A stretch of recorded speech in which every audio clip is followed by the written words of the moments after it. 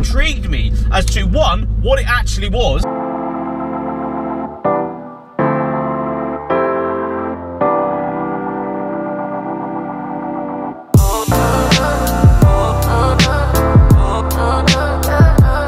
So guys, welcome back to the channel. Today you join me from the driver's seat of a Seat Altea Sport, the most random car. I know it's a slight oddball, this car, because the day I saw this car, which was a couple of months ago, shout out Sean for letting me actually take your car out, your daily driver, for a review.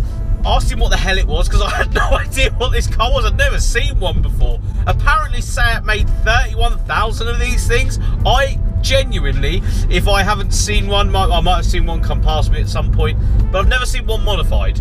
Don't know about you guys out there that are watching this video now, but I've never in my life seen a modified one of these. So it intrigued me as to, one, what it actually was, and two, what it was like, because they're relatively cheap if you can actually find one for sale. They're relatively cheap, so if you're after something for your family, maybe you want to throw some wheels and stuff on, just like the owner has, mate, this might be quite a good little budget daily driver. But we are going to get on with the video. Make sure you like this video, subscribe to the channel if you haven't. Let's find some B-rolls to see what this car's like. We're interrupting today's video, guys, to say a massive thank you to today's long-term channel sponsor, Aftermarket Arbitrage. Grab the membership plan that suits you. Once on the membership dashboard, you can join the Discord server. From there, you have access to different channels, including guides and tips for selling. You can go in and select different ways to start buying and selling products, with channels dedicated to sneaker restocks, console restocks, graphic card restocks, collectibles and information on collectibles, as well as general restock alerts, with a 24/7 team support from Aftermarket Arbitrage themselves. So whether you want to start a side reselling business, just cop stuff for yourself, or you want to become a full-time reseller, this is the platform for you. Remember, Aftermarket Arbitrage is the reseller platform and it works fantastically. These guys are on hand 24/7 and they're giving you guys links, tips to resell and become either someone that resells on eBay or Amazon, or if you just want to cop stuff for yourself like I do, this is the perfect Discord with very competitive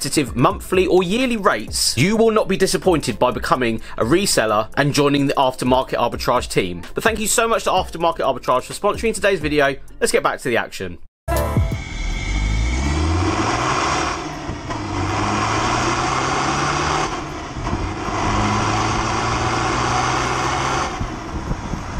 So, a 2005 Seat Altea, I hope I'm saying that right, Sport. They do a couple of variants of this. Looking up, they do one over this, which is an FR version of this car.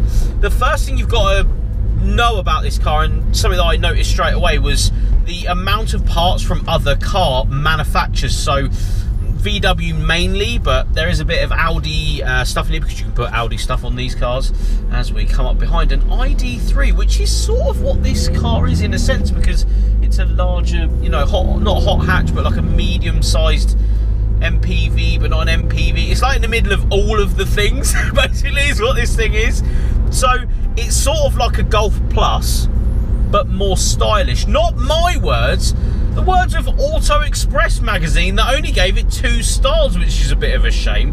2 stars, that's not good. Let's just step back a minute and say that these are relatively cheap now. You know, I mean, I'm talking really cheap. And if you're after something that is slightly bigger than a Golf, this is probably your best bet on the budget side, because it shares the TDI 140 PD engine, which is what this one has. You can get other variants, but this one is a sport model, and that means it came with a few more things from factory, like the body kit it's wearing. So that's the first thing I want to point out, is the body kit on this car is uber rare, I'm going to say. Not that I've had a, you know, extensive look, but coming from the owner and talking and saying, you know, I've never seen that kit on one of those. It is a factory optioned kit that was put on pretty much any, I'm assuming any variant of these that you wanted. This one is wearing it from factory though, so it's got a splitter at the front, it's got a wing out the back, side skirts, and sort of a diffuser. Coming round to the diffuser though, and this is where the sport bits come in. It had a Remus backbox exhaust system from factory, so that's a factory option on one of these cars. The most random factory option on I'm not sure what this is. MPV, mid-size. Let me know in the comments below what you think this is. Medium-sized hot hatch with more headroom. One of the above. It's a larger version of a Golf is what this car is. But that means you've got more headroom. As you can see, loads of it. The doors are bigger, so you can get in and out a lot easier. The wipers are straight up. So a lot of Seats I've noticed in the past, you know, I've shot a few of them, have the wipers up like that. I always wondered why. Styling cue? What is it? But it's actually for pedestrian safety, which is quite nice.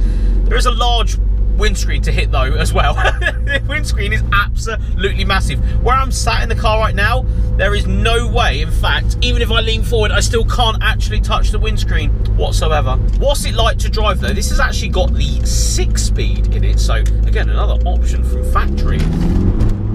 This one has an EGR delete, actually gets going. Funny actually. The instrument cluster's odd. Where you would probably expect, or sometimes expect, the actual rev gauge, it's actually in the middle, a lot smaller than any of the other dials. You've got a big petrol gauge, you've got a big temperature gauge, and a really, really big mile per hour gauge. This side, bit odd, bit random. It's randomly set out, I think, because I'd look to the left, like I usually do in any car. Maybe that's the Golf fanboy inside me, thinking that that's where it's going to be, but it's not. It's actually in the centre. And of course it shares a lot of parts, so this one's actually modified, as you guys may notice. So it is actually sat on Seat Leon coilovers, so they actually fit straight on to these. It has Mark V braided brake lines up front, because again, they fit straight on. And the wheels, you know, they're the same as Golf fitment, Audi fitment. So it's actually relatively easy to modify this car if you so wish to. And apart from its obvious styling quirks, I'm going to say they are, because it is very, very odd, this car. It's odd in an odd way, because you look at other cars, you know, little hot hatches, medium-sized hatches. It's a little bit taller. So we have a Seat, you won't see it on camera, you see a Seat, I think it's a Leon, larger Leon, whatever they are these days. So they've actually jacked them up but made them bigger. In this generation, they were just bigger, the cars, so the headroom was bigger, and the cars themselves weren't actually lifted off the ground. So that car that just drove past there is very similar to this one, but because Seat and, you know, VW and Audi, everyone else has cornered the market on this idea of cars being bigger or at least lifted off the ground. Like there's a Ford Kuga coming down here, there is no 4x4 potential whatsoever, but it's what sells now. And I think what this is was the predecessor to that, where Seat, VW, pretty much everybody at the time sat down and said, right, people need more headroom, people need bigger cars. What can we do to market that car like that? What can we do? And they came out with this, and in my opinion, in my personal opinion, these cars performed so badly, there's now none of them. There's no Golf Pluses, there's none of these whatsoever. I think the XL version of this car you can get, there is a few of those. But other than that, I'm not going to say it's rare, because it's not, is it? It's not a rare car, but it is relatively hard to find, is what I'm going to say. Because I don't think, again, like some of the cars I actually drive these days, you're not going out your way to buy this car. You buy it because it's relatively cheap, it's easy to get in and out of, it's affordable. In fact, we're talking about affordability. Cheap tax, which is nice. It is doing 51 miles to the gallon, and we're driving at 20 miles an hour pretty much everywhere. So that's through town mileage. Through town mileage! 51 mpg, that is insane. It's actually sat as well on 164,000 miles. And if I'm honest, I know it's modified, it's lowered, it's had a few bits done to it. I don't think any of the bushes have really been done, you know, in that sort of space of time. It actually drives really, really okay. It's not fantastic, don't get me wrong. But considering it's got 164,000 miles on it, steering's nice and sharp, gets up and goes really easily. Mate, for something with mileage on it, although it's not loads of mileage, I am very, very impressed with this car, because it's quirky, it's weird. You wouldn't necessarily go out your way to buy one unless they were cheap.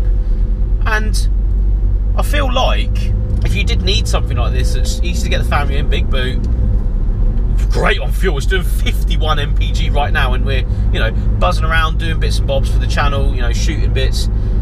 I feel like this ain't a bad shout whatsoever. So of course, if you were to get into a standard one, it won't look like this, but you could drop it on some wheels like the owner has. He hasn't really done anything else other than a bit of exhaust work, an EGR delete, because I feel like everything from this era needs an EGR delete, let's be honest. Second gear. actually not bad.